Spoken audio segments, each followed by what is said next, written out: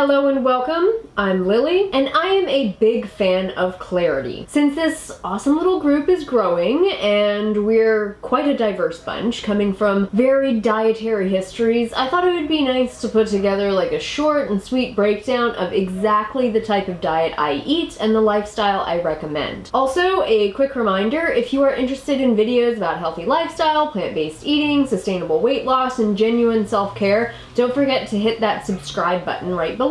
Alright, so here it goes. The diet. Whole plant foods. Whole meaning that it's in its natural form. It is unprocessed. Stick to whole foods as much as is practical. You don't have to be 100% all the time. Eating processed plant foods from time to time won't kill you. You know, at worst, it may slow down weight loss a little bit by screwing with your appetite regulation, but in the scheme of things, that's not the end of the world. Especially when the only alternative is living without noodles for the rest of your life. And I mean, seriously, fuck that. Plant refers to what makes up the diet, and through exclusion implies what's missing. Animals. The science is clear. Animal foods are not good for us. Period. Even if we evolved eating animal foods occasionally, that does not change the fact that animal fats and proteins cause most of the chronic degenerative diseases that kill us. It's also crystal clear that we are perfectly capable of thriving on a diet made up purely of plants. Which means animals don't have to die so that we can eat their bodies. And why wouldn't we choose the kindest diet available? Plants are good for us. So by creating a diet that is centered around unprocessed plants, we give ourselves the best odds to thrive into old age. Finally, food. Which might seem like a really dumb distinction, but let's be clear. Most of the substances people on a standard Western diet are shoveling into their mouths are not recognizable as food. Most of them are chemical-drenched, macerated, manipulated, petroleum-based food-like substances that are impediments to the survival of the human organism. This stuff, sold in grocery stores and restaurants around the world, is created by food engineers who are given the task of creating chemical combinations that drive your neurotransmitters wild. The goal is to create food that requires 2 chews for it to form a moist ball in your mouth called a bolus. And that bolus, it needs to be sufficiently lubricated by fat to slide down your throat without you really noticing. The combo of stimulating chemicals and disappearing mouthfeel leave you always wanting more. And I hope that manipulation disgusts and enrages you as much as it should. Stick to whole plant foods. It's what your body is designed to thrive on. The next aspect of the diet is to keep sodium levels low. It's generally agreed upon by medical professionals that salt isn't really a health food. It does, however, go a long way towards making food enjoyable and palatable to eat. So instead of insisting on an unsustainable and potentially unhealthy no sodium added diet,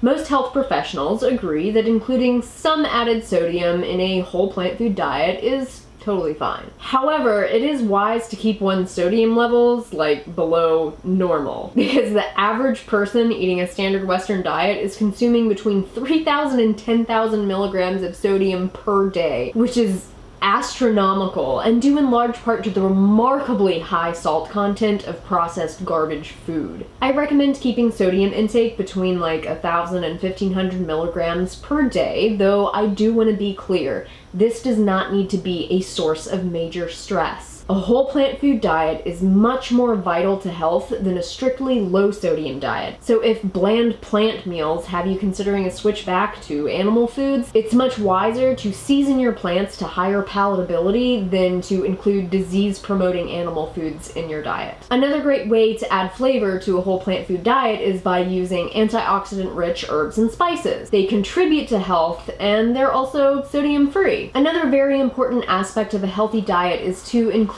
plenty of fresh produce. I'm sure you've probably heard some of the hype about the benefits of a raw food diet. Some of it, like the enzyme saving theory or the cooked food triggers an immune response theory, is pretty much complete pseudoscience bullshit. But a lot of the purported benefits of eating raw fruits and vegetables are very true. Fresh produce is undeniably great for you, and it'll serve your efforts really well to include plenty of fresh raw fruits and veggies in your diet. As much as is legit logistically possible and palatable. But here's the thing. Cooked produce, especially if it's cooked wisely, i.e. not deep fried, sauteed in butter, charred, or boiled to death, is also incredibly healthy for you. Also, most of the prepackaged raw food products are based on old heat-treated nuts, so they're technically not raw. They're usually filled with gluggy coconut oil and made palatable using large amounts of refined sweeteners and a ton of salt. It's gross, and it is so not health food. So, long story short, raw fruits and vegetables are fantastic for you. Eat them as often as you can and want to, but I really see no reason to add disease-causing stress to your life in an effort to restrict yourself to only raw foods for any portion of the day. Sticking to whole plant foods at whatever temperature is what we're shooting for. Some considerations about macronutrient breakdown. I'm not here to perpetuate dietary dogma. There have been plenty examples of people who feel healthy on varieties of macronutrient ratios, and I'm not going to pretend that they don't exist. You can find the macronutrient ratio that works best for you and your body, but generally speaking, we're all Homo sapiens sapiens, so a ratio of 80-10-10, or 70-10-15, or 70-15-15 are great places to start. I personally usually end up eating somewhere close to 80-10-10 or 70-10-15 without having to put in too much of a serious effort. That means that most of my calories come from carbohydrate sources, a bit from protein, and a little bit more from fat. I tracked my macronutrient ratios when I first went vegan just to get a general idea of what I was eating, because I honestly had no idea. But I haven't bothered to track my macros in a really long time, and I don't see a need to. What I think matters more than anything else, however, is that whole plant foods are excellent for us. And beyond eating whole plant foods, I don't think it's particularly important to stress about macronutrients. They'll pretty much take care of themselves. Where it becomes more important to be mindful is when we include processed food in the diet. It's really easy for added oils and processed foods to skyrocket the amount of fat that we're eating. So just be aware of what you're putting in your mouth and try to make good choices. Choose organic when possible. Eating enough food to keep you energized and thriving without going broke is important. If eating organic food 100% of the time is a little bit outside of your budget, there is no need to freak out. Be realistic and do what you can. You buy conventionally grown produce if that's what's available and more affordable for you, but keep an eye out for organic bargains. Opportunities to buy in bulk, to buy directly from an organic farmer, or even to grow the food yourself. You would be surprised what's available nowadays with the boom of organic farming. Even Target has tons of organic options, and I'm not saying that it's like the best kind of organic, because nothing compares to the quality of small local farms. But 3 pounds of organic frozen strawberries for only $4 more than the conventional price? I accept! Since pesticide exposure is a real issue, though the majority of our exposure is eliminated with the elimination of animal products, I do encourage you to make an effort to see what kind of organic options are available to you, especially for those foods that are on the Dirty Dozen list that detail the produce that's being sprayed the most with pesticides. Next up, you need to eat a variety of foods. Different foods contain different amounts of different nutrients. It's important to get enough of these nutrients. This doesn't mean that you have to eat 1,000 different foods every day to survive or take a bunch of supplements. Your body is excellent at absorbing what it needs when it's available. Also, RDAs aren't the word of God. They're humanity's best guess. So I see no reason to freak out if we fall a little short occasionally. That said, it's important to make sure you're giving your body what it needs. And the easiest way to do that is to eat an abundance of different foods often. How much should you eat? How many calories to eat is the eternal question. Perhaps you can hear the fatigue in my voice. I've made several videos on the subject, particularly in terms of eating for weight loss, but a very brief summary is this. When you eat whole plant foods, your body is capable of telling you how much it needs to eat. Listen to your body. It is much better informed than your silly analytical brain or the bloggers at Shape magazine. This could mean that your appetite is asking you to eat 2,000 calories or 3,500, and the amount it asks for can and will change on a daily basis. Just try to listen while keeping in mind that if your body is asking for something that's like drastically less than 2,000 calories a day, your appetite is either not yet regulated enough to be able to make decisions for you, or that might not be your appetite asking for so little food.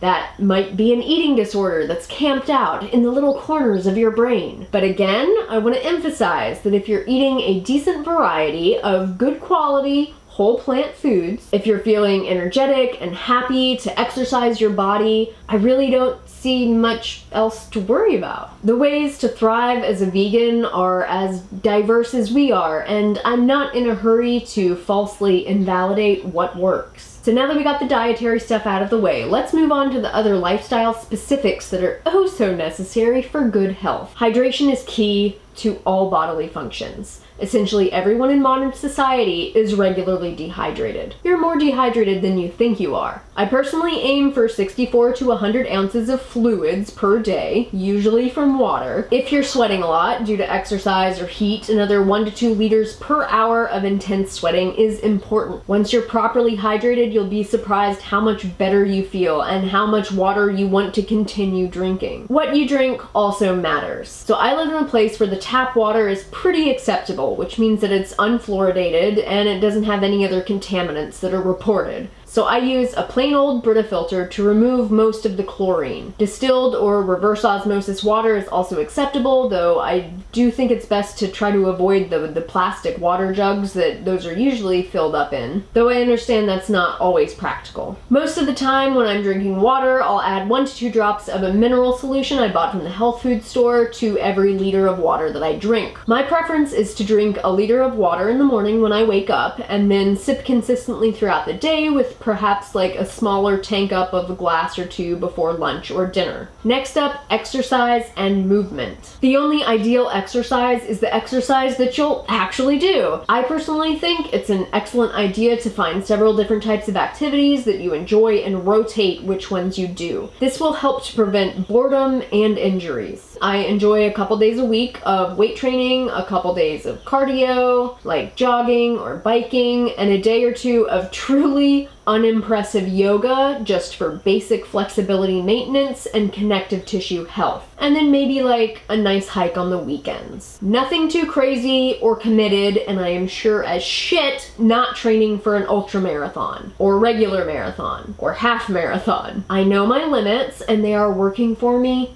just fine. Working out in the morning can be a great way to start your day and get better sleep, but afternoon and evening workouts are awesome too. Like I said, there's no right or wrong way to exercise. The only thing that really matters is consistency. And even if you do get up and work out in the morning, or if you have a workout plan for the afternoon, that doesn't mean you can sit around on your butt and rest the rest of the day. Movement is vital to lymphatic and blood flow, to good posture, to the health of your organs and other tissues. So find a way to get up and walk around regularly throughout the day. Do little stretches, or find a way to make yourself a workstation where movement is possible. Equally as important is sleep and rest. This whole aspect is often totally ignored, and if it's not ignored, it's talked about in a really condescending way. Like, oh my god, can you believe Patricia? I know, she took a nap. What a lazy bitch. She's probably protein deficient, you know.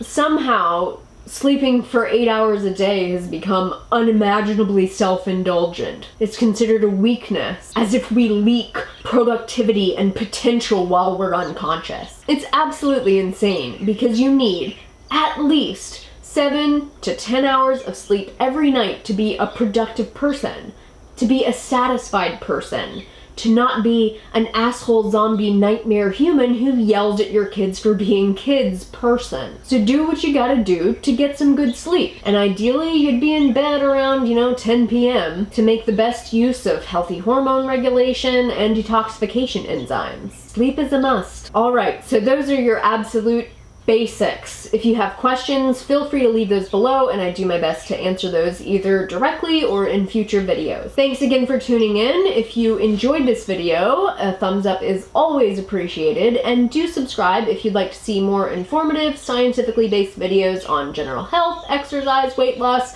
plant-based diet, and mental well-being, as well as plenty of vlogs where you can see how I make this lifestyle work for me and my wee little family. Until next time, make better choices for yourself. No one else is gonna do it. And take really, really good care. I will see you guys soon.